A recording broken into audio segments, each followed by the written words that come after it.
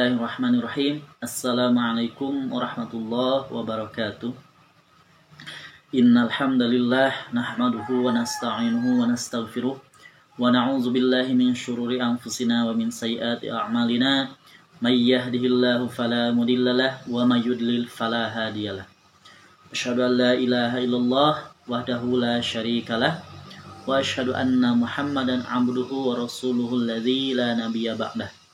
Allahumma fasholli wa sallim ala nabiyyina Muhammad wa ala alihi wa ashabihi wa man tabi'ahum bi ihsanin ila yaumil qiyamah.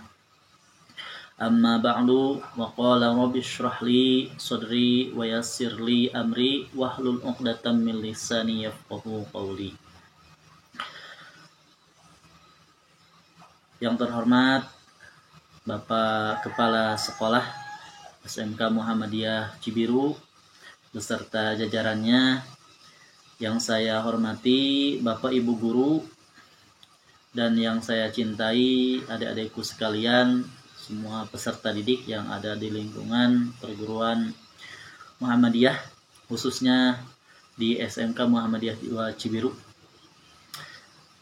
Pertama-tama marilah kita panjatkan puji dan syukur kita kehadirat Allah Subhanahu wa Ta'ala, yang mana pada kesempatan kali ini kita masih bisa bertatap muka dalam kegiatan virtual,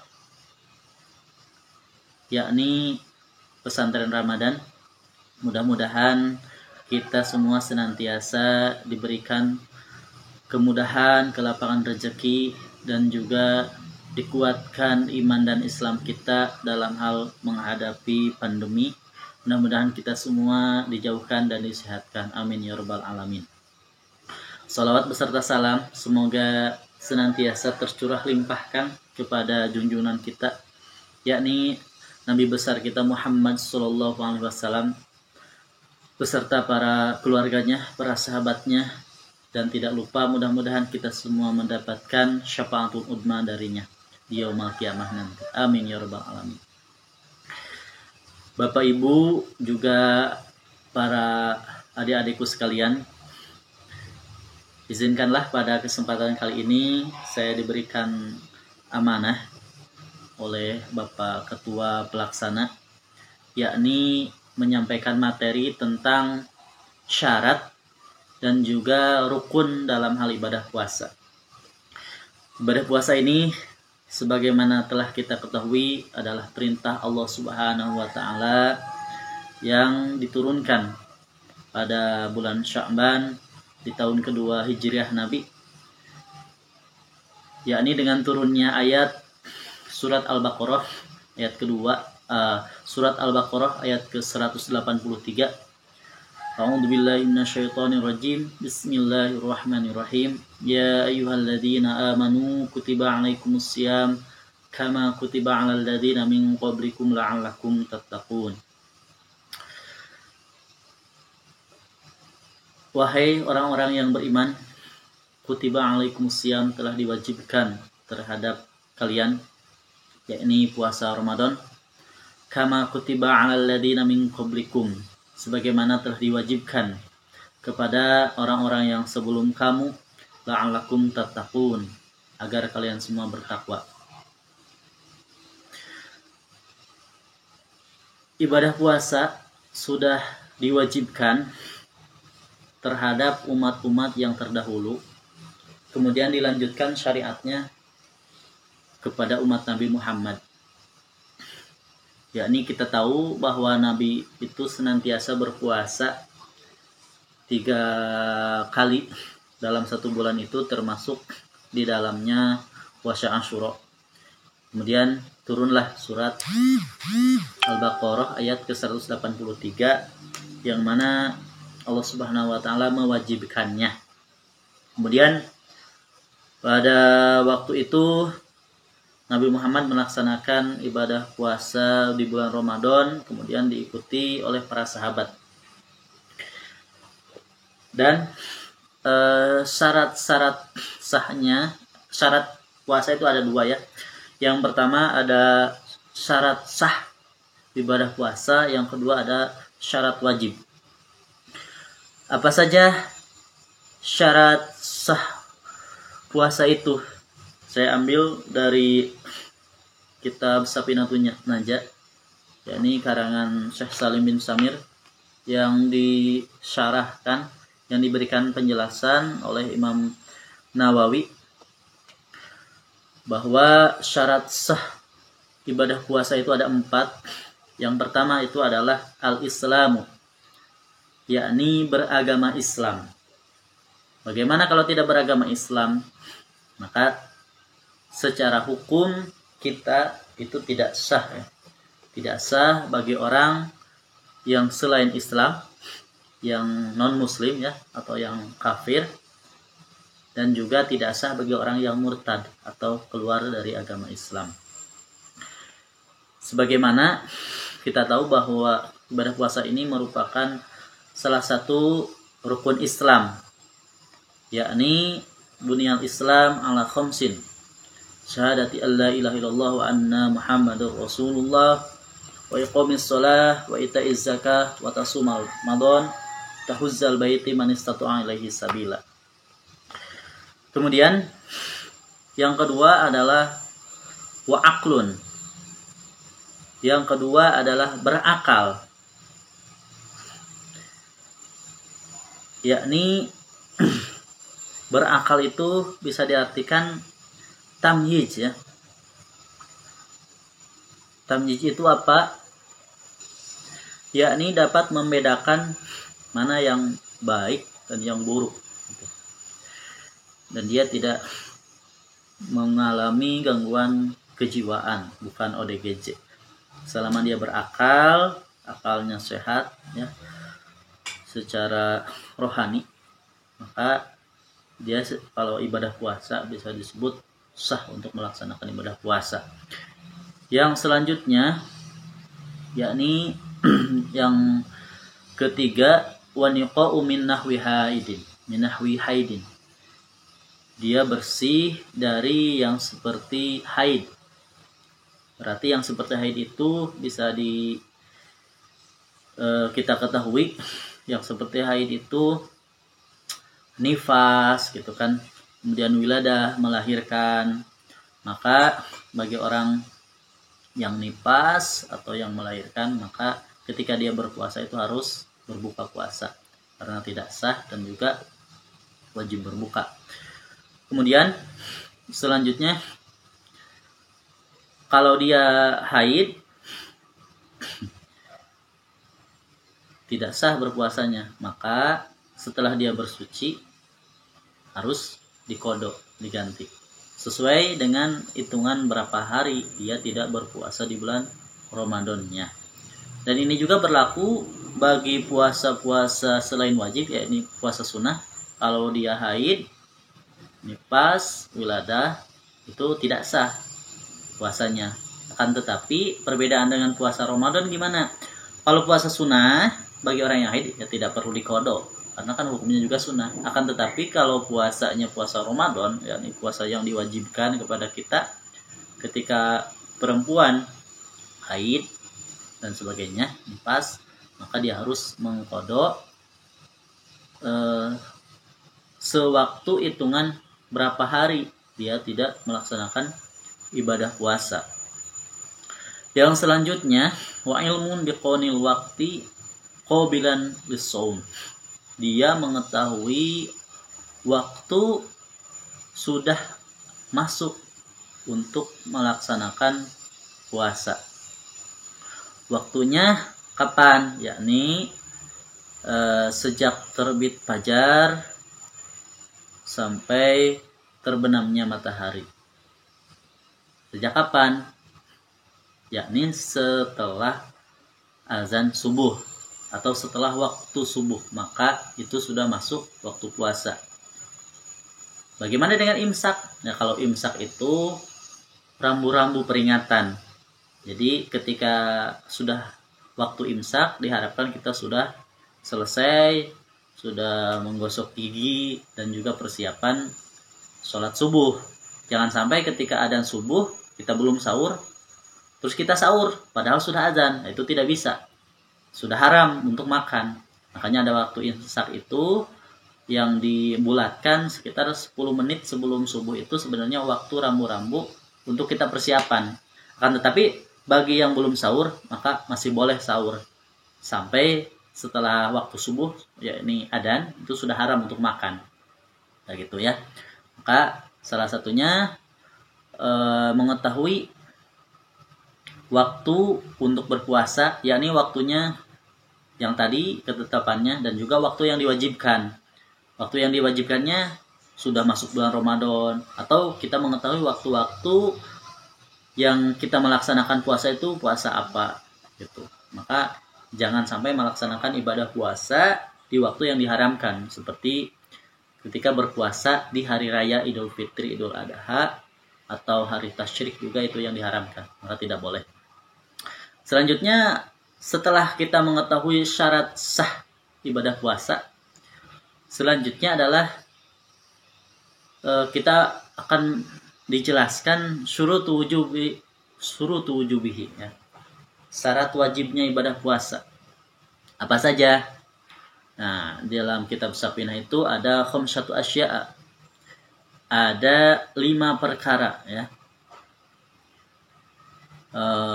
Yang pertama adalah al-Islam ya, yang tadi. Jadi al-Islam itu syarat sah dan juga syarat wajib. Orang yang beragama Islam, maka ketika dia mengaku telah berislam, telah bersyahadat, atau yang telah Islam dari sejak kecil, telah didik secara Islam, ketika dia sudah balik atau sudah datang tiba waktu ibadah puasa, maka dia wajib untuk beribadah puasa. Yakni bagi kita yang sedang memasuki bulan Ramadan, wajib hukumnya berpuasa bulan Ramadan. Karena kenapa? Karena kita Islam, maka kita wajib melaksanakan ibadah puasa. Yang kedua, yakni taklif. Apa yang dimaksud taklif? Jadi taklif itu baligh dan berakal, ya. Baligh dan berakal. Baligh itu kan salah satunya sudah tamam khamsa asharata sanatan, ya. Sudah sempurna umur 15 tahun, sudah haid bagi perempuan, atau sudah bermimpi jima, maka itu salah satunya adalah ciri baligh. Atau selain baligh itu taklif itu bulugun wa aklun, baligh dan berakal. Ya, berakal itu kan salah satunya dia sudah bisa membedakan yang baik dan benar gitu kan. Sudah tamyiz, maka tidak sah berpuasa bagi anak kecil atau bagi orang yang mengalami gangguan kejiwaan sampai dia dewasa, atau bagi yang mengalami gangguan kejiwaan sampai dia pikirannya sehat kembali, normal kembali. Seperti itu. Wa itaqatun, ya. Yang ketiga, itaqah itu dia mampu untuk melaksanakan ibadah puasa. Qudratun lisawmi fala yajibu 'ala man yatiquhu. Nah, bagi orang yang tidak sanggup untuk melaksanakan ibadah puasa, maka dia ada keringanan. Apa? Wa 'alal ladzina yutiqunahu fidyatun ta'amu miskin, ya. Bagi yang tidak sanggup untuk melaksanakan ibadah puasa, ta'amu miskin, memberi makan orang yang miskin, orang fakir miskin, yakni yang disebut dengan fidyah. Hitungannya gimana? Hitungannya menurut standar dari Baznas itu bisa dihitung 8.500, disempurnakan dengan lauk pauknya, jadi dihitung dibulatkan lah sekitar 15.000 standarnya. Maka itu layak dan normal untuk memberi makan fakir miskin. Kalau kita satu hari makan 3 kali, maka hitungan fidyah itu 3 kali makan untuk satu hari untuk satu orang miskin. Maka distandarkan dalam hitungan membayar fidyah. Baznas itu 50.000 untuk satu hari bagi satu orang fakir miskin. Akan tetapi itu berlaku bagi yang benar-benar tidak sanggup melaksanakan ibadah puasa, ya, bagi yang tidak sanggup untuk mengkodoknya, atau bagi wanita yang hamil yang ada ketentuannya, itu tidak sembarangan. Kan tetapi bagi yang bisa mengkodok ya dilaksanakan secara kodok, ya. Yang selanjutnya wasihatun, yakni sehat, ya. Kalau dia sehat secara jasmani dan rohani, maka dia wajib untuk melaksanakan ibadah puasa. Pada awalnya ibadah puasa itu kan yang mau puasa silahkan melaksanakan ibadah puasa, yang tidak juga tidak. Maka disusulah ketentuan bahwa setelah ayat tentang kewajiban ibadah puasa itu turun, maka orang-orang itu ada yang memilih ibadah puasa, ada yang memilih tidak, ya. Maka turun lagi ayat wa'alal ladzina yutiqunahu fidyatun tu'amu miskin, ya. Wa man tatawwa khairan fa huwa khairul lah wa an tasumu khairul lakum in kuntum ta'lamun. Jadi bagi orang yang mampu sehat untuk melaksanakan ibadah puasa ya harus wajib puasa, ya. Kan tetapi yang di rukhsah itu ada ketentuan lain. Maka bagi yang sehat, ketika dia sehat itu wajib berpuasa. Akan tetapi ketika sakit kemudian sehat lagi, maka ibadah puasa dia harus dikodok sesuai hitungan berapa lama dia tidak melaksanakan ibadah puasa. Wa iqamatun, dan dia menetap, ya. Bagi orang yang menetap tidak dalam safar, perjalanan yang sangat jauh, maka dia wajib untuk melaksanakan ibadah puasa. Bagaimana dengan orang yang bepergian jauh?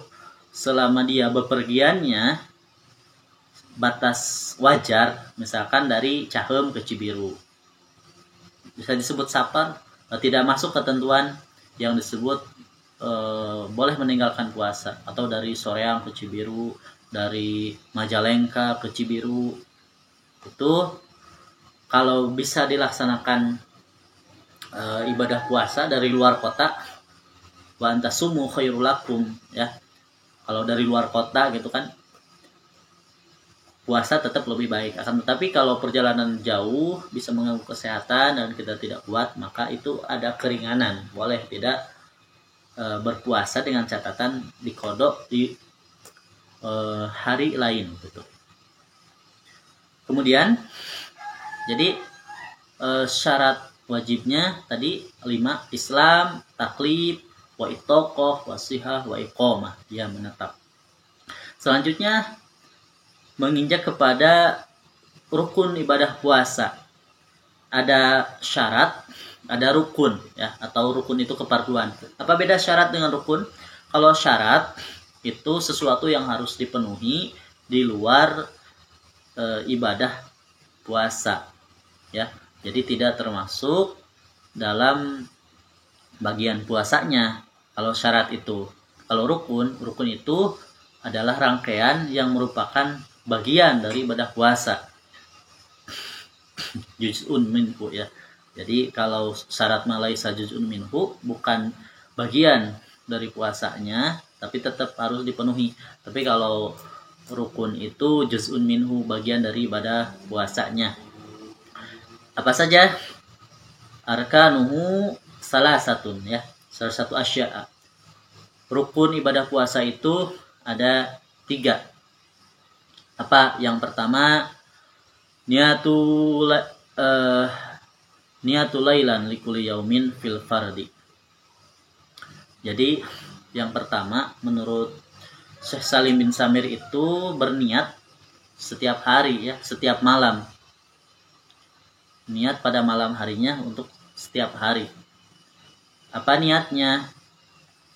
Niatnya diucapkan dalam hati bahwa kita akan berpuasa bulan Ramadan untuk besok, ya, tahun ini. cukup untuk dilapatkan dalam hati, diungkapkan dalam hati. Kapan? Pada malam hari sebelum kita melaksanakan ibadah puasa. Tapi kalau puasa sunnah ya boleh pagi juga boleh, sebelum zawalus samsi ya, sebelum matahari, sebelum duhuran lah, masih boleh berniat puasa kalau ibadah sunnah. Tapi kalau ibadah wajib kita harus berniatnya pada malam hari, itu dalam hati. Tapi kalau mau dilapatkan, ya itu lebih bagus ya. Watala pudu biha sunatun, niatnya nawaitu shauma ghadin an adai fardhi Ramadan hadhihi sanati imanan wahtisaban fardun lillahi ta'ala. Kalau tidak dilapatkan, boleh. Karena melapatkannya itu sunnah. Yang penting niat dalam hati saja. Itu kalau menurut Syafi'i, harus setiap malam diperbarui niatnya. Kenapa? Karena hitungan puasa itu setiap harinya berbeda. Jadi dihitung hari. Tapi kalau menurut Imam Malik, boleh berniat puasa itu di awal Ramadan saja. Malam pertama melaksanakan ibadah puasa, kita niat berpuasa Ramadan untuk 1 bulan penuh. Itu kalau menurut Imam Malik. Tapi untuk menjaga kita supaya tetap terlaksana sesuai dengan rukunnya, maka dianjurkan kita berpuasa dengan menggunakan niat setiap malamnya diperbarui gitu. Kemudian rukun puasa yang kedua, wa tarku muftirin zakiran mukhtaran ghairu jahilin wa ma'durin ya. Jadi yang kedua itu adalah menjauhi hal-hal yang bisa membatalkan ibadah puasa. Jadi ibadah puasa itu kan menahan diri dari segala hal yang dapat membatalkan puasa. Yang pertama dari makan dan minum itu pasti, dan juga menjaga diri dari hal-hal yang dapat membatalkan ibadah puasa. Supaya apa? Supaya kita mendapatkan pahala dan tidak merusak pahala ibadah puasanya gitu. Karena masa sih puasa tapi tetap melaksanakan hal-hal yang dilarang oleh agama. Kok puasa tapi maksiat tetap jalan. Nah itu puasanya sah apa tidak? Kalau segi ya fisik itu sah, tapi dari segi pahala mah itu rusak ya. Kata Nabi, kam min so'imin laisa lahu min siyamihi illal ju' wal ats. Berapa banyak orang yang berpuasa laisa lahu min siyamihi, dia tidak mendapatkan apa-apa illal ju' wal ats, selain lapar dan haus gitu kan. Maka sayang puasanya kalau dia ongkoh berpuasa tapi melaksanakan hal-hal yang bisa membatalkan, merusak pahala ibadah puasa. Nah, kemudian dia juga tidak melaksanakan ibadah puasa dengan cara yang terpaksa, gitu kan? Jadi tidak boleh berpuasa itu dipaksa. Zakiran mukhtaran ghairu jahilin, dia ingat, tidak dalam keadaan pingsan, tidak dalam keadaan hilang akal gitu kan. Ingat ya, sedang berpuasa. Kemudian wasoim ya, syarat yang rukun yang ketiga itu soimun, dia benar-benar berpuasa, itu tetap jadi rukun. Jadi benar-benar ini untuk penegasan bahwa dia ini tetap berpuasa, tidak makan dan minum, tidak makan, tidak minum dari sejak terbit fajar sampai terbenam matahari, dan juga menjauhi hal-hal yang dapat merusak ibadah puasanya.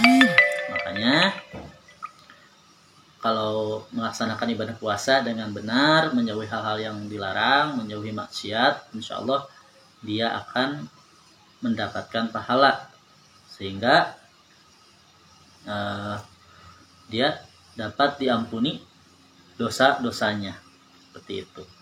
Makanya mudah-mudahan kita semua dari penjelasan yang singkat ini bisa mendapatkan ilmu, ya, khususnya bagi saya sebagai pemateri, umumnya bagi kita semua yang menyimak dan menyaksikan. Mudah-mudahan kita semua diberikan taufik, hidayah, dan inayahnya, diberikan kekuatan dalam melaksanakan ibadah puasa ini. Lebih dan kurangnya dimohon dimaklumi dan materi dicukupkan sekian. Wabillahi taufik wal hidayah. Nasrun minallah wa fathun qarib. Wassalamualaikum warahmatullahi wabarakatuh.